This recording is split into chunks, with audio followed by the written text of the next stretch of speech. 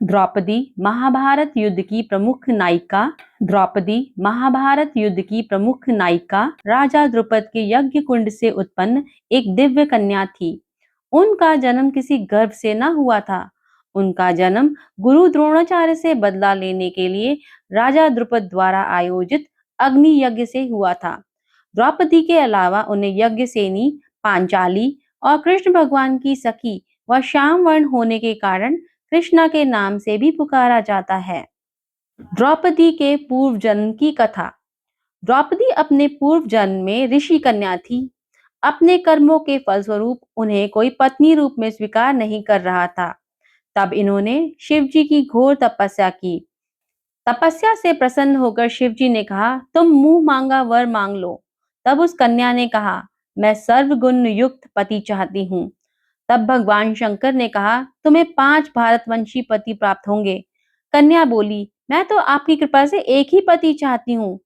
तब भगवान शंकर जी ने कहा, तुमने पति प्राप्ति हेतु मुझसे 5 बार प्रार्थना की है। मेरी बात अन्यथा नहीं हो सकती। दूसरे जन्म में तुम्हें 5 ही पति प्राप्त होंगे। द्रौपदी के जन्म की कथा। द्रौपदी का जन्म एक विशेष और अद्भुत तरीके से हुआ। असल में पांचाल नरेश राजा द्रुपद पांडवों के गुरु द्रोणाचार्य से शत्रुता का प्रतिशोध लेना चाहते थे, जिसके लिए उन्होंने एक भव्य यज्ञ किया, जिससे उनकी 2 संतान हुई। यज्ञ के दौरान आग से एक पुत्र और फिर एक सुंदर कन्या प्रकट हुई। उस पुत्र का नाम धृष्टद्युम्न था और कन्या का नाम द्रौपदी। आगे जाकर महाभारत युद्ध में धृष्टद्युम्न ने ही गुरु द्रोणाचार्य का वध किया था। द्रौपदी का विवाह और विवाद। द्रौपदी जन्म से ही अद्भुत और परम सुंदरी थी और यही देखकर राजा द्रुपद के मन में यह इच्छा थी कि द्रौपदी का विवाह अत्यंत पराक्रमी व शूरवीर योद्धा से हो। राजा द्रुपद ने द्रौपदी के स्वयंवर में एक प्रतियोगिता रखी, जिसके अनुसार जो व्यक्ति नीचे के बर्तन में रखे पानी में मछली का प्रतिबिंब देखकर उसकी आंख का निशाना लगाएगा, वही द्रौपदी का वरण करेगा, जो कि अर्जुन के द्वारा जीत ली गई। अर्जुन के द्वारा द्रौपदी को जीत लाने के पश्चात 5 पांडव द्रौपदी को अपनी माता के निवास स्थान ले पहुंचे और द्वार पर पहुंचकर कहा, माता, आज हम आपके लिए अद्भुत भिक्षा लाए हैं। उस पर कुंती ने भीतर से ही कहा कि तुम लोग आपस में मिल बांटकर उसका उपभोग कर लो। बाद में यह ज्ञात होने पर कि भिक्षा वधु के रूप में है, कुंती को अत्यंत पश्चाताप हुआ, किंतु माता के वचनों को सत्य सिद्ध करने के लिए द्रौपदी ने 5 पांडवों को पति के रूप में स्वीकार कर लिया। इसी प्रकार द्रौपदी का विवाह 5 पांडवों से हुआ। द्रौपदी और महाभारत का युद्ध।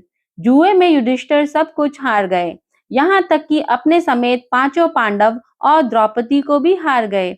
उसके पश्चात दुर्योधन व दुशासन द्वारा भरी सभा में द्रौपदी का चीरहरण कर उसका बहुत अपमान हुआ।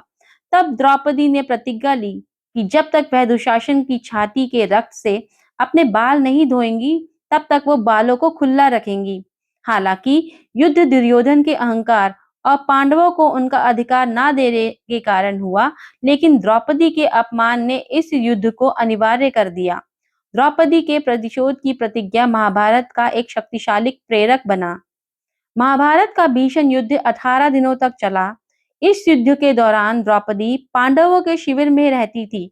युद्ध के 17वें दिन भीम ने दुशासन का वध किया और अपनी प्रतिज्ञा के अनुसार उसके रक्त से द्रौपदी के बाल धोए। युद्ध की समाप्ति के बाद वह हस्तिनापुर की रानी बनी, लेकिन युद्ध में अपने 5 पुत्रों को खो दिया। द्रौपदी का चरित्र साहस, स्वाभिमान और दृढ़ संकल्प का प्रतीक है, जिन्होंने अन्याय के खिलाफ आवाज उठाई और न्याय के लिए युद्ध को अनिवार्य माना।